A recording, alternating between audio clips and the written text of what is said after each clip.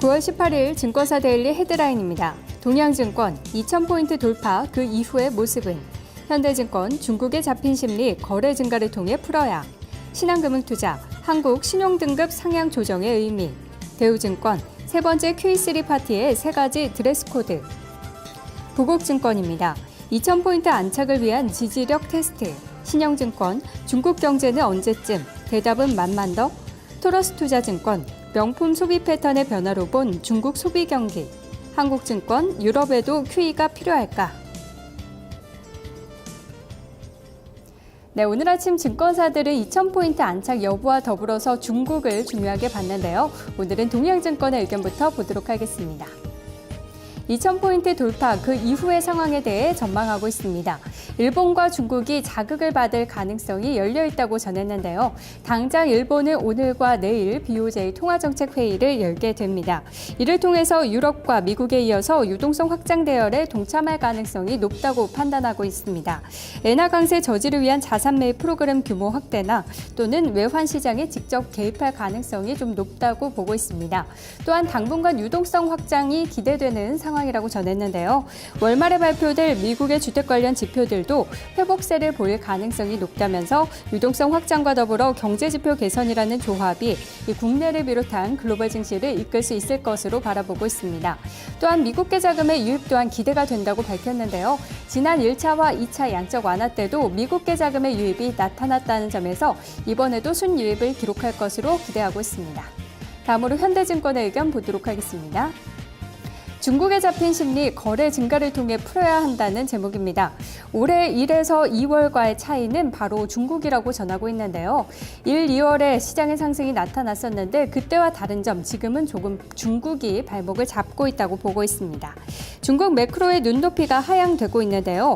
어제 지수의 소폭 조정도 중국 부동산 경기 재위축 우려 및 또 중국 정부 당국이 간접적으로 부동산 억제 정책 시행 우려를 나타냈기 때문에 이 핑계로 가격 및 이격 조절이 나타날 것이라고 분석을 했습니다. 이번 주 키포인트는 거래 수반이 지속되는지 이것의 여부라고 전했는데요. 기술적으로 코스피가 중장기 하락 추세선을 상향 이탈하면서 지난 5월 이후에 가격 및 기간 조정이 완료된 것은 긍정적이라고 평가를 하고 있습니다. 하지만 코스피 2050선까지 포진된 최대 매물대 극복을 위해서는 보다 많은 거래가 수반되어야 할 것이라고 전하고 있습니다. 여기와 더불어 미국 주택지표 개선 지속되는지 여부도 함께 체크해야 될 사항이라고 전하고 있습니다. 마지막으로 신한금융투자의 의견 보도록 하겠습니다. 한국 신용등급 상향 조정의 의미에 대해 살펴봤는데요. 피치와 무디스 그리고 S&P까지 우리나라의 신용등급을 상향 조정을 했습니다. 이에 따라 한국의 신용등급은 IMF 이전 수준으로 회귀하는 모습을 기록하고 있는데요. 미국 QE3와 ECB OMT 시행과 맞물려서 추가 상승의 촉매제 역할을 해줄 것으로 기대하고 있습니다.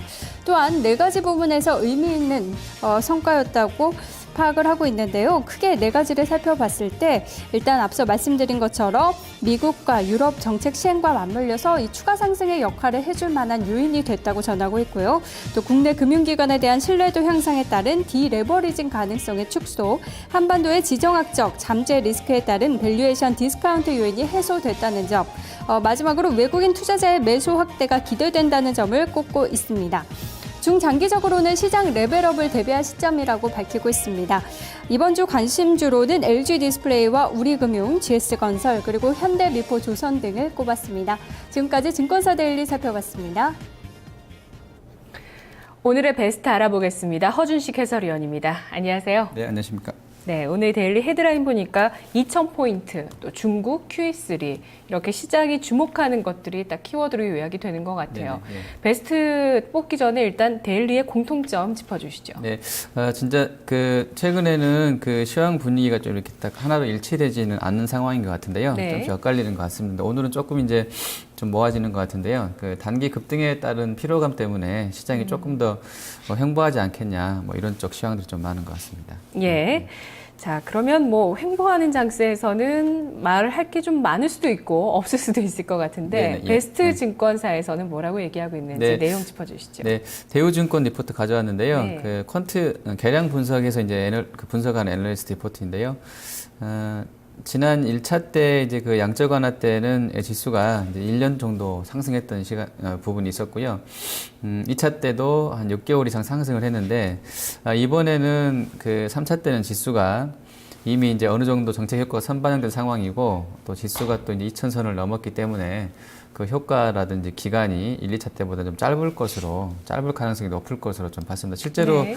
저희가 이제 1800선 부근에서 그 올라왔을 때의 시황이 QE3라든지 ECB 통화 정책을 노리고 선침해했던 쪽들의 그 시세 흐름 때문에 그 투자 세력 때문에 올랐던 부분도 있거든요. 한 10% 정도가요. 그래서 지수가 이미 상당 부분 올라있다는 점들을 좀 얘기하고 있는 것 같고요. 그리고 이제 따라서 목표 투자 기간을 한 1개월 정도 짧게 잘 봤을 때 네. 성과를 높일 수 있는 종목군이 무엇이겠는가 해서 세 가지 정도로 추린 것 같은데요. 종목 선정 기준이 일단 1, 2차트처럼 투자 성과가 QE3 기간에 좋았던 종목군들, 그리고 성장주보다는 가치주가 좀 선전할 것으로 봤고요. 같은 기간 동안에. 그리고 저베타주보다는 고베타주 쪽으로 해서 접근하자고 이야기했습니다. 세부적으로 종목 좀 말씀드리면 대부분 이제 우리가 알고 있는 흔히 그 이름만 들어도 좀 알 수 있는 그런 업체들이 많은데요. 네. 자동차 쪽에서는 일단 현대 기아차 그룹 계열사 다 들어와 있고요. 모비스, 또 성우 하이텍도 와 있습니다. 철강 계열사로 현대 제철도 포함이 되어 있고요. 그리고 정유화학 쪽에서는 호남석유 하나케미칼, 또 SK 이노베이션 GS가 추천이 되고 있고요. 조선 쪽에서는 삼성과 대우조선해양, 그리고 두산중공업도 좀 기계 쪽에서 들어와 있습니다. 그리고 태광과 성광밴드 좀 보자고 얘기하고 있고요. 내수 관련해서는 현대백화점과 롯데쇼핑, 신세계가 좀 특이하게 들어와 있는데 이런 종목군들이 투자 유망 종목으로 뽑혔다는 점들을 좀 말씀드리겠습니다. 네. 자동차, 조선, 화학, 그와 관련된 관련 철강이라든지 또 피팅주, 내수의 네네, 유통주 이 정도 네, 수준으로 기술주가 나오네요. 다 빠져 있습니다. 희한하게. 네. 그러네요. 네, 네, 예. 예, 알겠습니다. 1개월 동안 성과를 높일 수 있는 종목 많은 투자자분들 궁금하시겠는데요. 이 리포트 살펴보겠습니다. 고맙습니다. 네, 감사합니다. 네, 오늘의 베스트는 KDB 대우증권입니다. QE3 국면에서의 투자 아이디어, 한 달 동안 가장 성과가 좋은 종목을 추린 리포트였습니다. 자, 이제 오늘 장이 10분 정도 남아있는데요. 해외 증시와 비슷한 흐름으로 출발할 것으로 예상되고 있습니다. 코스피가 0.28% 제한적인 하락에 1996.74, 코스닥이 0.03% 상승한 519.15에서 출발 대기하고 있습니다. 잠시 후에 뵙겠습니다. 딴딴딴딴